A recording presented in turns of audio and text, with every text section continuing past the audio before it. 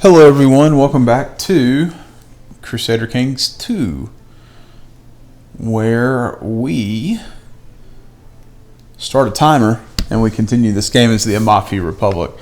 I tell you, I feel like my brain just doesn't work. So in the last episode, we engaged in a war to seize the city of, is that Jindoba? I think that's how that's pronounced. And we won. We beat the Bulgarian queen, who honestly should never lose to us, but she did. And yeah, so at the very end of the episode, I ended up spending a chunk of cash to update some of our actual holdings. And that's really kind of where we're at. Nothing too crazy right now. Let's take a look at, here's another thing. Let's take a look at the realm. Wow, we really need to bump up our centralization. That is quite problematic. In terms of the actual election, I don't think we're going to become Doge. I don't want to spend money to become Doge. And we did not find the white stag. But we are making essentially 21 ducats a month for a grand total of over 240 a year. Well over that. Really about 250 something, if I did my math correctly. Yeah, there you go. Not bad. We're making most of our money from trade and then our domain, which is a great thing. We do have a barony that ideally I would like to get rid of in lieu of a city, but that's just part of it. So the merry men of Amalfi. My sheriff came to me today looking harried and limping slightly. My lord, I fear I have grave news. A band of robbers and poachers calling themselves the Merry Men of Amalfi are on the loose in your forest. I have tried to find them, but alas, to no avail. And they chased me out of the forest several times. The last time an arrow hit me straight in my buttocks. Well, number one, that's actually pretty funny. Number two, that would hurt really, really bad. So I can laugh. And they can make a move.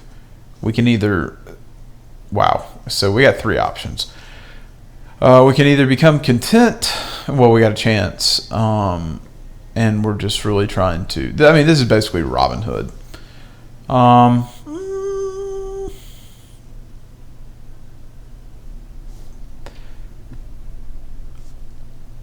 actually... Let's see. Let's roll this dice. Are we already diligent? Let's figure that out. Diligent would be a great trait to have. Oh, he's a hunchback too? That's right. Let's try to set a trap for them. And we did not gain diligent, even though it would have been a great trait to have. Alright, so Frisia's gone to war. And I am... that's not Frisia, that's Rome. Who are you fighting? A Sunni uprising. Ooh. Frisia. That's what you get for going after North Africa. Alright, let's see what happened. Do the merry men show back up and wreak any more havoc? So I pop every knuckle in my body.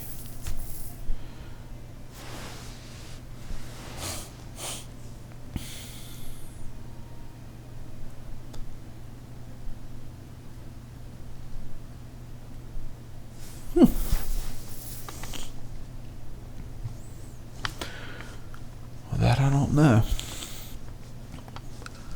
See, we'll be done with this shortly. I think the next thing that we do need to build is a private art collection, and then begin to work on like the rest of our holdings,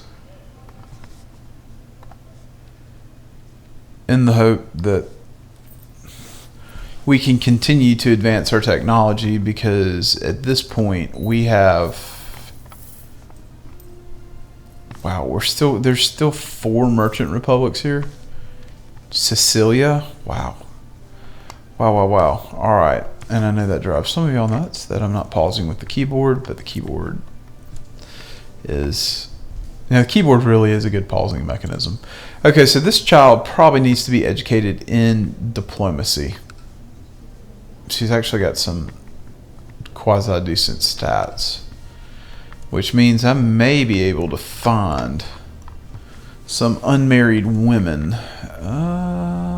Yep, let's get you married. Wow.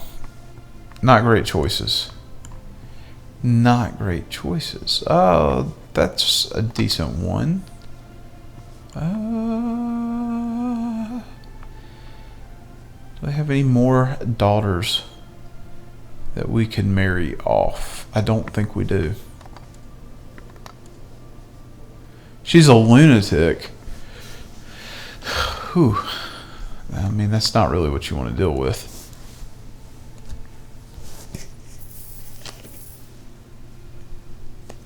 But this is a game of characters. Golly bum, I had the weirdest dream last night. Or maybe it was 2 nights ago, I don't know. But it was a dream that Paradox announced a couple of titles this year that they were releasing. And one of them was a game that was a lot like CK2, like truly a game of characters. And I was really stoked about it. And then I woke up because I have some sort of virus soaking wet because my fever broke. And I was like, oh, that's just a dream. And I'm sweating. So we can make a move on this lady who is married to my son. What? He's a little bit of a D-bag. Let's do it.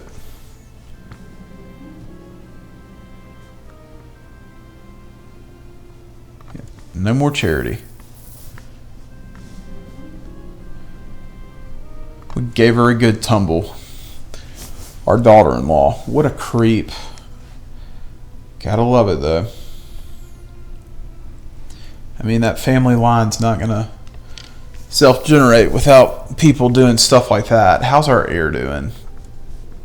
His wife got over all her things, and do they have a kid yet? No. So we have chest pains. So Bishop Pavlos, he thinks we're developing consumption.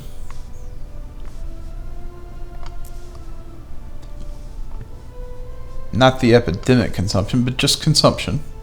So he's going to treat us. And it looks like we got probably a decent treatment. Yeah, decent symptom treatment.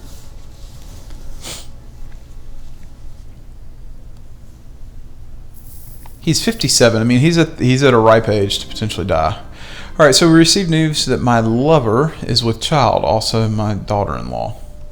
I wish they would just call it that. Say, your daughter-in-law is with child. She's got a lisp. She's really not a good character. She's 37. Son's 33. I'm pretty sure. I don't think I set up that marriage, but maybe I did. Okay, so we got another war that's going on. What are we doing here?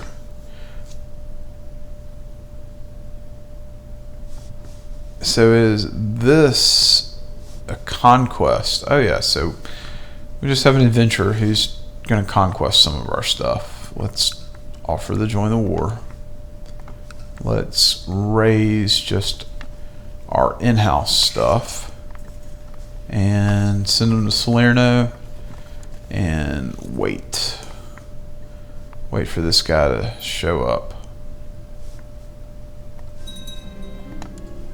And let's, how we can do that. I really want to just attach them. Okay, so yeah, he's just saying you can join my war, which is really what we want to do.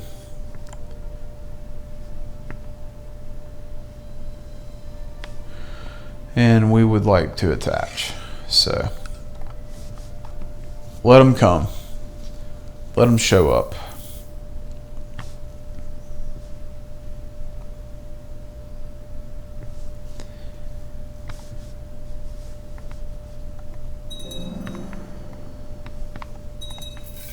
So we don't really have a great chancellor.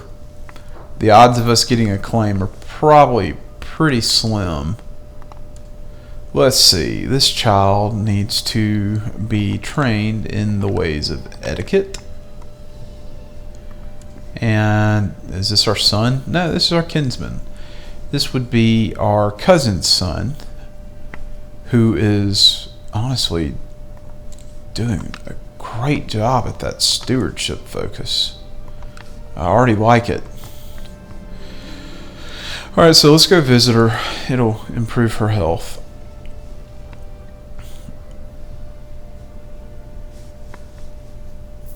He's coming with 200 galleys, and I don't know why we're not turning around. We could crush his force. But once again, the Doge does what the Doge wants to do, which is not real smart. We're going to unattach just because if this guy can be beaten in the field of battle, it just makes the world of difference. Like he literally marches halfway, like all the way across Italy. Yeah, we'll acknowledge her. We're gonna make everybody mad. So we had a bastard, and there we go. Just like that, they sieged it down because our people are stupid. So 37, our acquaintance, our cousin, passed away. That's quite sad. So once again, the AI is doing things that the AI doesn't need to be doing, which is quite unfortunate. But we're just going to keep marching and pretty much march all the way into it. So all we have to do is beat them.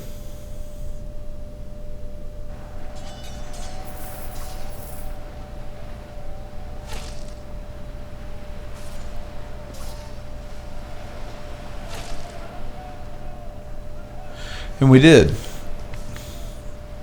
because it was literally that easy. So we're going to move our troops to Salerno and wait for them to come back.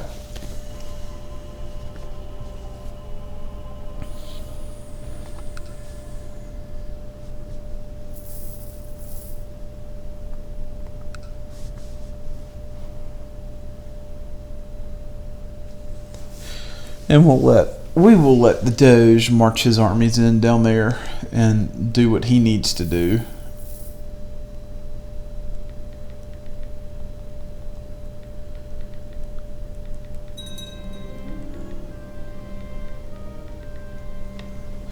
Alright, so we won the war. Yay us. Which is what needed to happen.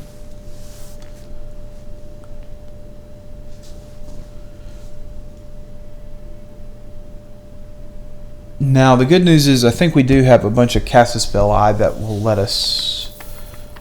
Wait, what are the... Who are you? You're just raiding. That's where the Doge has a responsibility to levy an army and go smash it. But he is not exercising that responsibility, which is unfortunate. But so be it. Oh, there he goes. About time. There he goes. So this lad is really nothing to write home about. We're going to train him in the art of struggle. Just to kind of make sure that the family has enough stuff. Alright, so it's a trap. My sheriff, finally back to that. My sheriff and I discussed what we could do about the outlaws and came up with 2 ideas. Every man and woman who has been harassed by the bandits, including the sheriff, had been told about the leader's skill with the bow. An archery contest might lure him out of his beloved forest. Another option would be to use a disguise to find the villain and that should be villains, and bring them to court. So we can say it's too risky and lose 10 prestige and gain the trait Craven. We can go with an archery contest. And we could gain the trait Deceitful. I don't necessarily think we need any sort of... Let's go with Clever Disguise. Alright, so here we go. Devil in Disguise. Remove my beautiful fur-lined cloaks and reluctantly ease myself into a peasant's stinking clothes. A woolen tunic, a small hat, and muddy boots completed my disguise. Now, my own ma wouldn't even recognize me.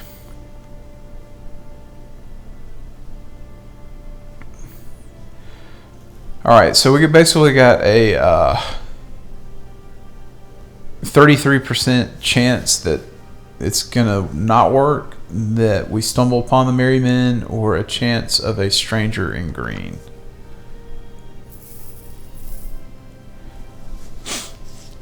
So time to find that out. Alright, so we're gonna meet the merry men. My stomach growled louder than the wolves howling in the distance. My search for the lawless men had taken me further into the forest than I had imagined it would. Just a couple of hours had passed since I broke my fast, but it felt like days. I kept walking and reached a small brook. As I bent down for a drink, I heard laughter and faint voices of many people coming towards me. Before I could hide, they were upon me. After a thorough interrogation where I pretended to be naive or downright stupid, they allowed me to follow them into their camp. Alright, so we can either run away, which really does not do anything, or we can meet the merry men, because apparently this hunchback has balls of steel. Alright, so continuing, meet the merry men. As I approached their hideout, songs, laughter, and people talking reached my ears. It was more a small village beneath and up in the trees rather than a lawless gang's lair. Women cooked, tended to children, and babbled with the men who practiced their skills with bows and swords. A woman clothed in green and as skilled as any man with a bow caught my eye, but before I could approach her, I was introduced to their leader, who seemed restless and asked me hundreds of questions. In order to gain their trust, I had to prove myself to him and his gang. So we got 4 options. We can say really, steal from the rich and give to the poor. Let's see what adventure we can find. That's enough. This is enough. It looks like we can make a lot of people happy. Let's see what adventure we can find. I mean, why not? He's a hunchback. And we can shut the gates, which we're in the middle of the forest, so yay us. Alright, so adventure. I insisted that the leader and I would go looking for adventure together without any of the other merry men. They grumbled a bit, but was silenced by their leader, who thought it to be an excellent idea. As we walked down the road, we saw a man clad in horse skin leaning against a tree. I wanted to confront the horseman myself, but the stubborn leader did not listen. While he talked to horseman, I was attacked and tied to a tree by one of my own sheriffs. The leader of the merry men returned, saw me tied to the tree, and killed my sheriff before he cut my ropes. So we can betray the merry men, leave the merry men, and time to leave and leave them alone. We can lose a little bit of money. I really kind of like that, because that's not a bad little deal there. Alright, so while we were lollygagging in the forest, it does appear that consumption Well, is that even consumption? No. This is got to be smallpox, right? Measles. Measles is broken out. But we met the merry men and had a grand old time, and we are pretty much at time. So I'm going to go ahead and make a cut. As always, folks, I hope you enjoyed it. I know that I did. I will catch y'all next time. If you're enjoying the series, feel free to hit like. Feel free to subscribe. I do appreciate it. Y'all have a good one. I'll catch you next time.